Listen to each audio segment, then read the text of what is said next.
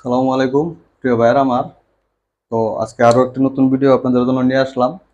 একটি টাচ সোলা দিয়ে যে আপনারা পাক শাক করেন, তো এই একটা টাচ সোলা কতটুকু বিদ্যুৎ নেয় একবার পাক করলে বা কত টাকা বিদ্যুৎ বিল আসে। তো এই যে আমার একটা মিটার আছে, আমি আপনাদেরকে এই মিটার দিয়ে মেপে দেখাবো। এটা আপনার গায়ে লেখা আছে 2000 ওয়াট। তো আপনার আসলে কি একুরেট 2000 ওয়াট আছে না নাই, তো চলেন আমি আপনাদেরকে একটু মেপে দেখাই। তো যদি আমার ভিডিওটি ভালো লাগে তো অবশ্যই ভিডিওটি শেয়ার করে দিবেন, সকলে একটু সাপোর্ট করবেন, আর একটা লাইক দিয়ে আপনার মন্তব্য জানিয়ে দিবেন যে ভিডিওটি কেমন হয়েছে। তো চলেন, এই যে আমি আপনাদেরকে দেখাইতেছি,